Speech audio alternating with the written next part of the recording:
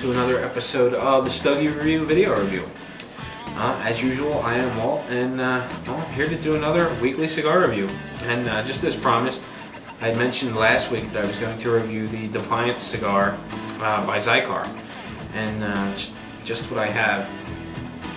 This particular Vitola is the Xikar, which is a 54x6 Bellicoso with a torpedo head, and it's got a shade-grown Criollo wrapper from Nicaragua, a sun-grown Corojo wrapper from Nicaragua as a binder, and a variety of Nicaraguan tobaccos as a filler.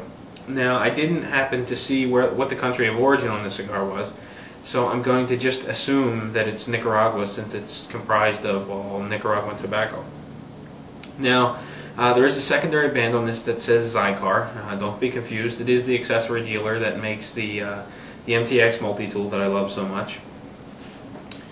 And well, before I get to that, the final part of just the basic information is the price point on this is about $7.75. Now, Xikar, the accessory dealer, their president, I think his name is Kurt Van Keppel, but I'm not sure. But in any case, he decided he wanted to make a brand of cigars and help fight the anti-smoking legislation. So basically what happens is these cigars are made in sort of a group. They are, you know, the Defiance Cigar Coalition, I think it is, or the Defiance Cigar Alliance, something along those lines. And basically the idea is to get cigar manufacturers to come in and co-brand these cigars. And what happens is all the cigars sold, 5% of the wholesale value goes towards individual state coalitions for fighting taxation on smokers and just all the legislative stuff that they're doing. So for example, in Pennsylvania, and this is, well, in Pennsylvania, if a box of these are sold, or enough individuals to make up a box, whatever the case may be, 5% of that wholesale price goes towards Pennsylvania's state coalition. And what happens is, if for some reason everything's going smoothly on the cigar front here in Pennsylvania, that money goes into an escrow account to be used later on in case we ever need it. And I guess from what I understand, then RTDA, now IPCPR, is kind of overseeing the whole escrow thing, just to make sure everything's legitimate. And this particular cigar is made by Jesus Fuego, and that name may ring a bell if you're very familiar, or if you're in love with the Rocky Patel Vintage 1990, 1992, and Old World Reserve, because it is the same person that has blended this cigar. Jesus Fuego has also come out with his own line of cigars, the J Fuego something or others. I haven't tried them yet. And this cigar, again, is a 54x6. It's available in 4 sizes in all. They all have fancy names. And those are the Guardian, which is 52x6.5, the Century, which is 46x6. This one is the Instigator, which is a 54x6, and a Renegade, which is 5x50. So, there's basically the rundown of the cigar. So with that said, let's basically go over the characteristics real quick before I run way over on time. First and foremost, the cigar in your hands, it feels very stiff. Like it's really jam-packed with tobacco, and looking at the foot, it really looks that way. Even squeezing the foot a little bit, I'm not getting a whole lot of compression. From head to foot, there are a couple of small soft spots. Softer, I should say. There is no real soft spot per se. And there's various veins throughout the cigar. They protrude a little bit. They give it a mild, lumpy sort of feel. But all in all, I mean, cigars, it looks good. The wrapper complement, or the band complements the wrapper and whatnot. And I've got a good draw, so with that said, I'm going to begin my toasting and lighting, and we'll be right back for the first third and get this bad boy started.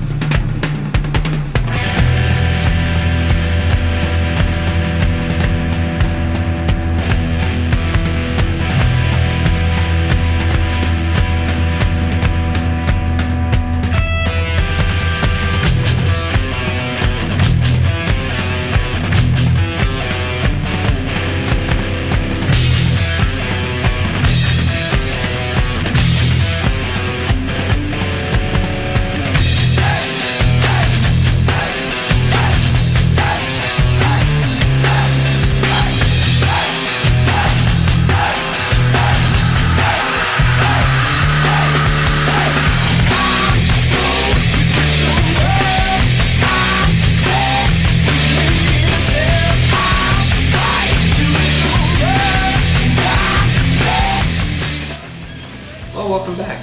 I've been at this for about 30 minutes now. Probably been an inch and a half into the cigar, and so far I'm really enjoying it.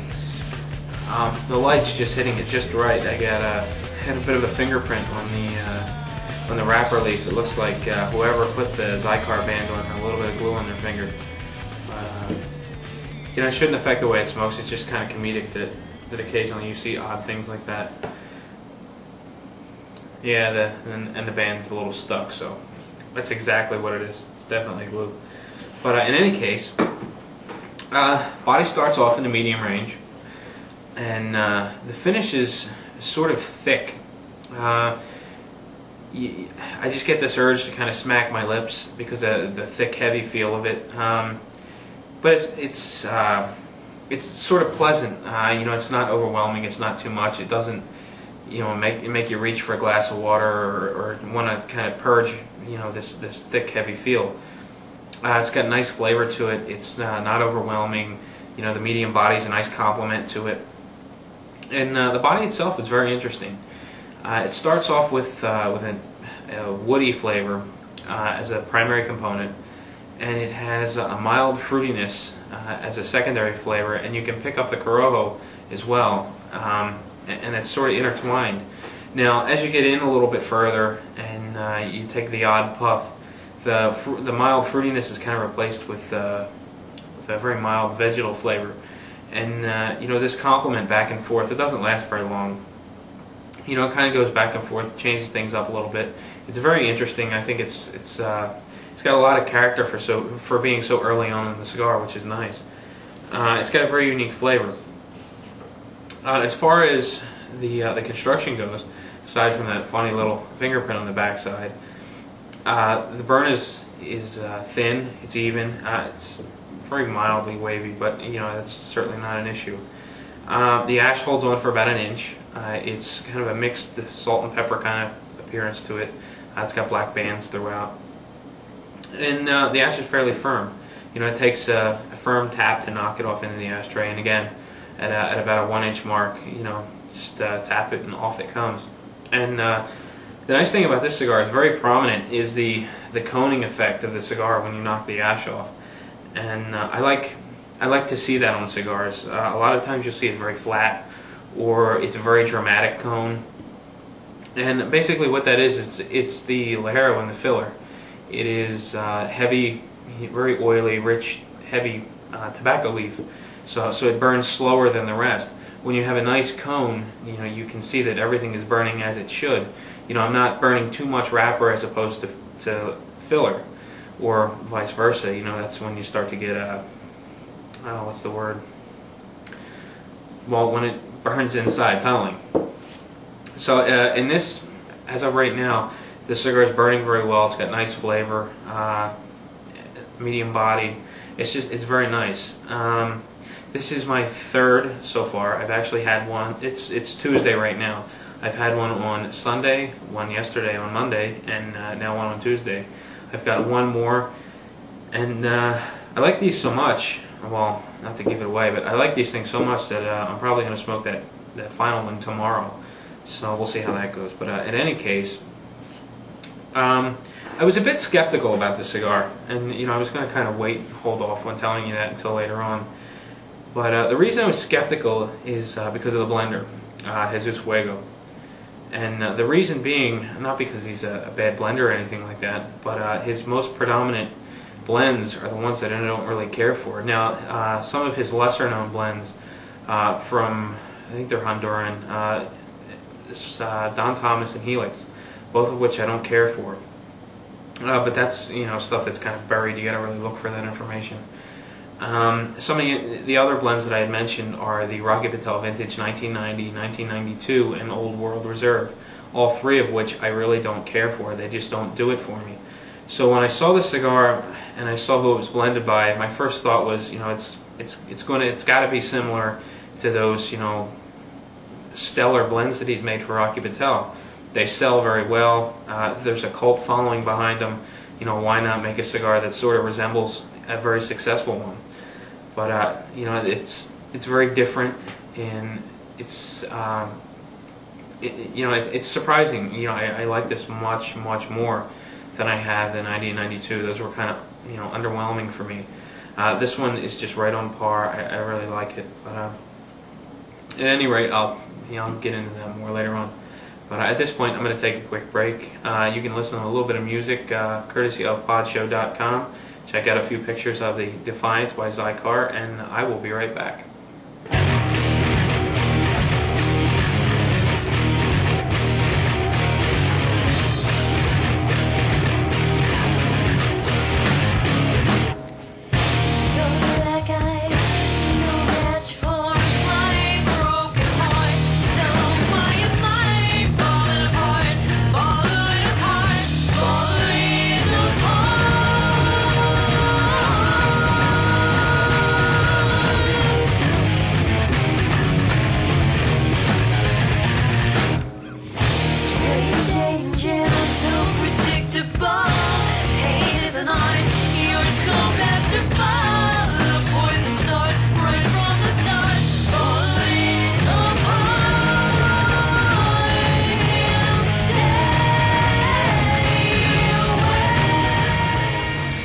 Well, welcome back, and as you can see, I'm still plugging away on my Xikar Defiance blended by Fuego, and I gotta say, I'm really enjoying it.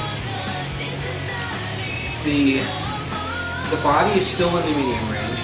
There's been a slow, progressive build, but it's still not reached over out of that medium spectrum, and quite frankly, it isn't even around the medium to full range. It's just got a nice medium body to it that it does build, but it's very slow. The finish is still smooth. It still leaves that sort of thick, almost syrupy molasses sort of type kind of feel in your mouth and on your palate. It just makes you want to smack your lips a little bit, take a nice cool sip of water and whatnot. And I really think that sort of texture goes very well with the body. It's a nice mixture that's not overwhelming. And the base flavors are pretty much the same as they were earlier on. There's a sort of a dominant wood flavor with a definite sweetness, which I'm going to attribute more so to the Criollo and Corojo tobacco. That just kind of really accents that woody flavor very well. You still get this occasional fruitiness and mixture of this vegetal flavor that comes in and off. The vegetal flavor is sort of scarce now. It does come on, but it takes a little while for it to kind of come into picture, and then as soon as you realize it's there, it quickly fades back out. So all in all, I mean, the flavor and the body and the finish, it's all blending very well together. I'm very happy with that aspect of the cigar. Now, in terms of the construction, I am having no problems at all. I just knocked the ash off the cigar. It was very easy to do. It gained, I don't know, about an inch, and light in color, firm, compacted, just kind of plops in the ashtray. I still get a light resting smoke. The draw is, it's just right. There's enough resistance to keep me from over puffing, but not too much where I feel like I'm struggling. So you just sort of settle into this nice slow puffing rhythm that I don't know. It works very well for my preference.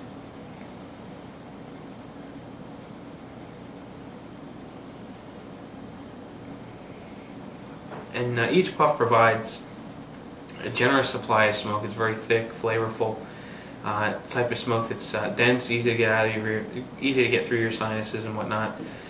And the burn rate is about average. I'm probably repeating myself, but I've been at this about 60 minutes now. And I feel like I'm on pace with any other cigar about this size, at least for me. My rate seems to be about normal, where it should be. But before I move on to segment 3, quickly kind of touch back on that story earlier on about being a little skeptical about it. Again, with Fuego blending cigars I wasn't really fond of, I was kind of concerned that I might not really appreciate this cigar because I haven't really appreciated or cared for what he's really blended so far that's been very popular in the Rocky Patel stuff. So I got to thinking, well, how can I justify this? Well, he's ultimately the guy that owns the brand is going to decide whether or not the blend is good enough for his company. So I got to thinking, well, so these J Fuego cigars so far for Rocky Patel have to be blended to Rocky's likes and dislikes. So obviously Rocky and I aren't very compatible as far as our tastes go. We're a little different. So that preference is really going to dictate where J Fuego goes, or where Jesus Fuego goes with his blend. And just like the car industry, I thought that there might be a standard platform that they were going to improve on. With J Fuego blending the very popular Rocky Patel stuff, I just assumed that it was going to be very similar but different at the same time. Again, like the car industry, you've got this standard platform, and then every year we build on it and we make it a little bit different, but it's still the basic platform. But in this case, it's definitely not quite the same, and I'm really liking the way the cigar is going, and I definitely like it much more than I do the Rocky Patel 90, 92, and Old World Reserve. And I was also a little skeptical with Xikar being behind the brand, and I don't mean that as an insult or anything, but with Xikar's accessory background, I kind of thought, well, this one's going to be trial and error, and the early stages of the cigar might not be as good as they could be. But in fact, I was wrong. At least I think I'm wrong at this point. It's it's a very good cigar, and happy to be smoking it. So at this point, I'm going to take another quick break. Be back. We'll do part 3. We'll wrap things up, talk about the final third, and I'll let you be on your way.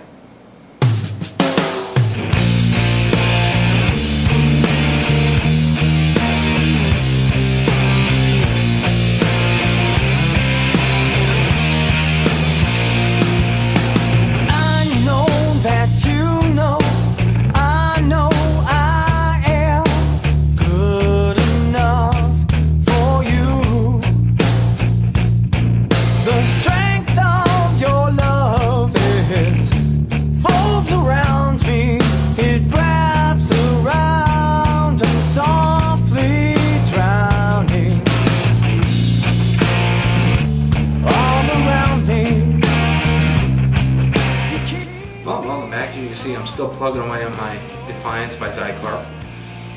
And, well, usually for the final third I'm further gone than this, and I've got the band removed and whatnot, but the smoke rate of the cigar seems to slow down a little bit.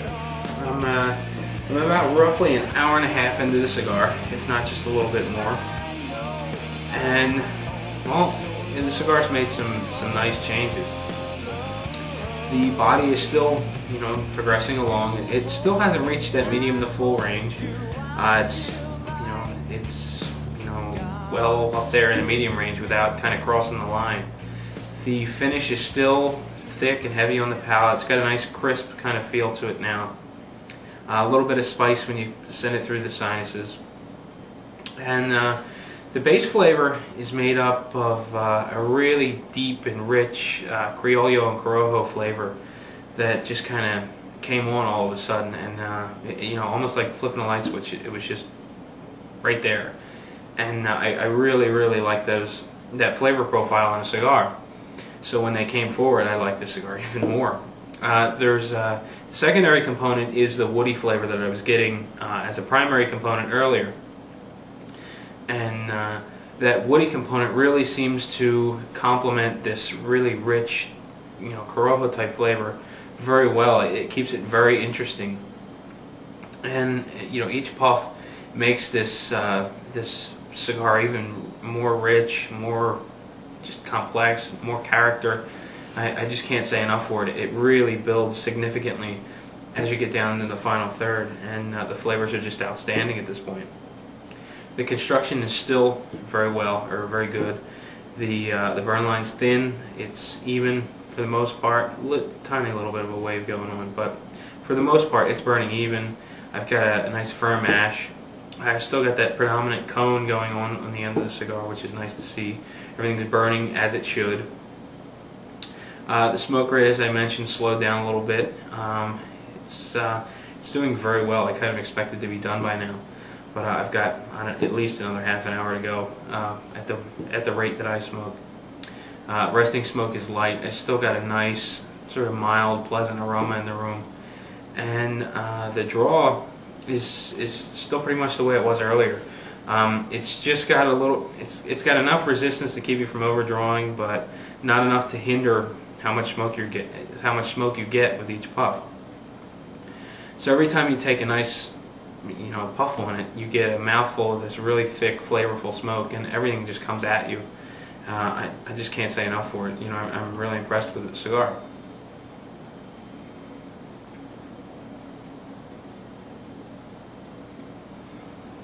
And well, on the back side of this band, it says "Do not remove."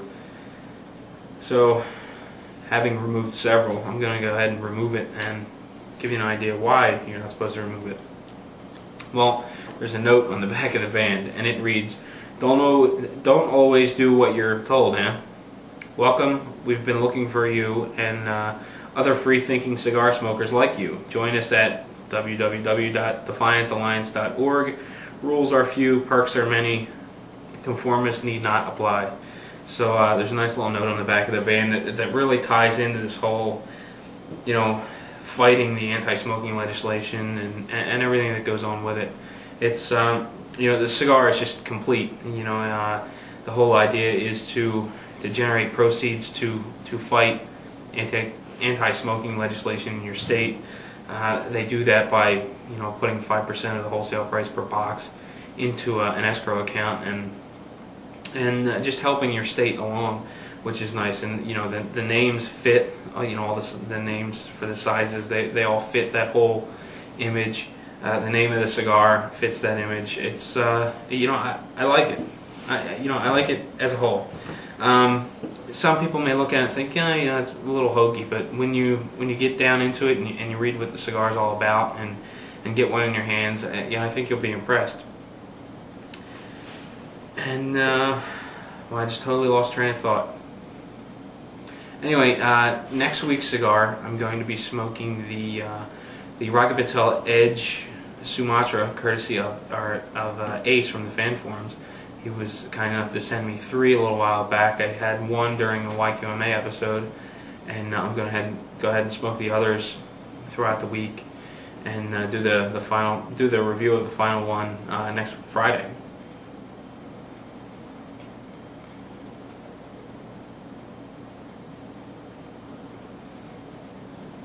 Trying to string myself along and think of what it was that I wanted to mention. But obviously, I wrote down in my review. I have no idea why this cigar is not talked about more. I don't quite understand. I'm talking a little bit too much. Got to touch it up. But the idea behind the cigar, the price point's not bad. The blender is pretty well known. The company behind it all, Xikar, is well known. I'm kind of surprised that more people aren't talking about this cigar, and especially since it's a good cigar. I would really think that it would be more well known, but I really hadn't heard about it too much until I talked to Andy, one of the representatives for Xikar, and he was telling me about it, and he pointed me to the webpage, and sure enough, everything's there. The blender, from what I read of the press release, was announced in 2008, so they are still relatively new. And I think that Jesus Fuego was announced in January of 2008, or he was supposed to be, judging by the press release. But the whole concept of the cigars came about at last year's RTDA, so I'm kind of surprised I haven't heard about it more. But in any case, hopefully, the review kind of sparks some interest and people talk about it a little bit, and maybe you'll start seeing them on your smoke shop's shelves. As far as where to buy them, if you head over to Defiance Cigars, the website, and take a look at their retailer locator. I really didn't look into it enough to see if they're available online. I would think with the concept they would not be available online, because at that point, I guess the proceeds would be going to the state in which the retail store is in, and that kind of defeats the purpose. I would think that these would be more of a brick and mortar cigar. At least, if it were up to me, that's the way I would like to see this, as a brick and mortar cigar. But in any case, I really enjoyed it. Hope you enjoyed the video as well. Stay tuned next week for the Rocky Patel Edge Sumatra. And, well, with all that out of the way, until next week, happy smoking.